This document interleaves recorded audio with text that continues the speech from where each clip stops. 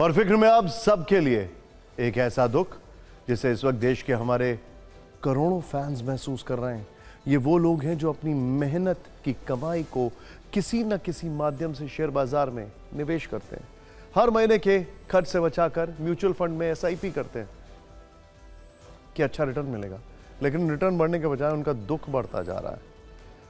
और इस दुख का कारण है शेयर बाजार, जिसे निवेशकों की भाषा में दलाल स्ट्रीट कहा जाता है। लेकिन पिछले कुछ महीनों से दलाल स्ट्रीट में भूकंप के जो झटके महसूस हो रहे हैं, उससे वो लाल स्ट्रीट बन चुका है, क्योंकि ज्यादातर निवेशकों के पोर्टफोलियो नुकसान में है, ग्रीन में नहीं रेड में है और लाल हो चुके हैं।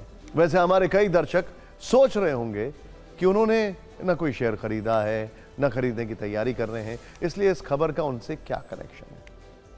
लेकिन आज आपको यह समझना चाहिए कि इस गिरावट का असर उस एसआईपी पर भी पड़ रहा है जिसमें आप हर महीने एक निश्चित रकम डालते हैं। इसीलिए हम आपसे कुछ जरूरी सवाल पूछना चाहते हैं। क्या आप भी इस बात को लेकर चिंता में हैं कि शेयर बाजार की ये डुबकी कब रुकेगी?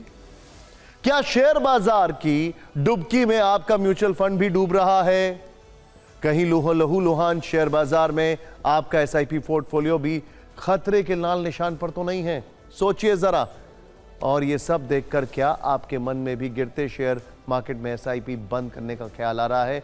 और जरूरी सवाल यह भी है कि मेहनत की पाई पाई जोड़कर आप जो बचत करते हैं, क्या वो बड़े खतरे में है? और इस सवाल के पीछे कुछ जरूरी आंकड़े जो आपकी फिक्र को और थोड़ा बढ़ाने वाले हैं। आज भी शेयर बाजार में भारी गिरावट के बाद रिकवरी तो हुई, लेकिन तब तक करीब 6 लाख करोड़ रुपए डूब चुके थे। एक रिपोर्ट के अनुसार शेयर बाजार में लगातार गिरावट की वजह से सिर्फ 42 दिन में निवेशकों के 40 लाख करोड़ रुपए डूब गए हैं। 23 वर्षों के बाद यह पहला ऐसा मौका है जब लगातार चौथे महीने निफ्टी का नेगेटिव रिटर्न रहा है। चिंता की बात यह है कि मार्केट गिरने से म्यूचुअल फंड में भी निवेशकों को बम्पर नुकसान हो रहा है। सितंबर 2024 के बाद से सभी 29 स्मॉल कैप फंड्स का रिटर्न नेगेटिव रहा है। वैसे ट्रेडिशनली स्मॉल कैप फंड्स जो होते हैं वो यो की तरह होते हैं, बहुत तेजी से ऊपर जाते हैं, बहुत तेजी से नीचे आते हैं। शेयर बाजार गिरने से 40 से ज्यादा म्यूचुअल फंड में जबरदस्त गिरावट दर्ज हुई है और सिर्फ पिछले 3 महीने में म्यूचुअल फंड की रकम 12 से 15% तक कम हो गई है। इसीलिए आपको यह चेक करना चाहिए कि आपकी एसआईपी को कितना नुकसान हुआ है, क्योंकि शेयर बाजार के कांपने से कई निवेशकों का एसआईपी का फायदा आधा हो चुका है, जबकि नए निवेशक तो घाटे में चले गए हैं। यानी 40 लाख करोड़ रुपए के नुकसान को अगर हर घंटे और हर मिनट के आधार पर देखा जाए तो आप चौंक जाएंगे। You will be stunned.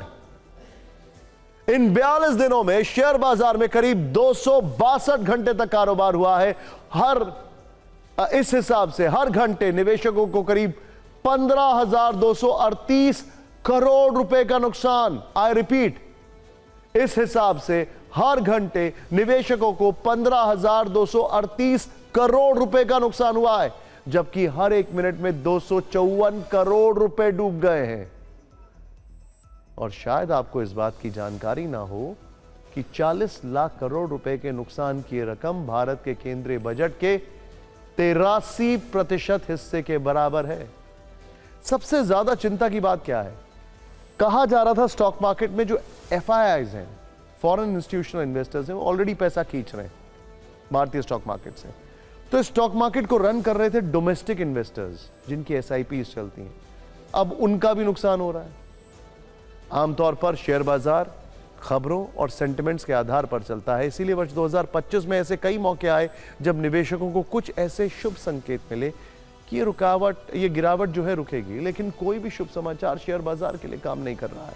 जैसे 1 फरवरी को केंद्रीय बजट पेश किया गया, इसके बाद अगले दिन शेयर मार्केट में भारी गिरावट दर्ज हुई।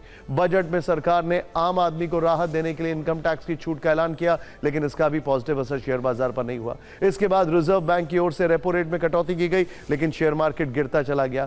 फिर कुछ कंपनियों के अच्छे नतीजे भी आए, लेकिन फिर भी उनके शेयर्स में बड़ी गिरावट होती गई।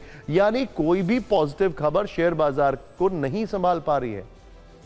और इस वजह से म्यूचुअल फंड में पैसा लगाने वाले जो लोग अब तक निश्चिंत थे, अब उनके माथे पर भी चिंता का अपार संकट दिखने लगा।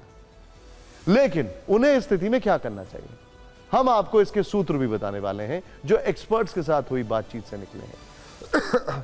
शेयर मार्केट एक्सपर्ट्स के अनुसार अगर आपने लंबी अवधि या फिर रिटायरमेंट प्लान के हिसाब से एसआईपी की है तो आपको बिल्कुल भी घबराने की जरूरत नहीं है।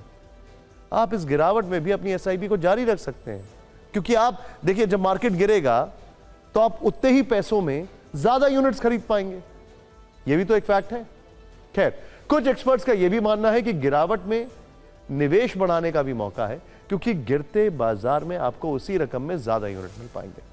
लेकिन अगर आपको म्यूचुअल फंड्स में शॉर्ट टर्म यानी छोटी अवधि के लिए निवेश किया है आपने, तो आपके पास गिरते हुए शेयर बाजार में एसआईपी रोकने का विकल्प मौजूद है। इसके अलावा एसआईपी से बाहर निकलने का भी ऑप्शन है, क्योंकि शॉर्ट टर्म में गिरावट कहां रुकेगी यह कहना बहुत मुश्किल है।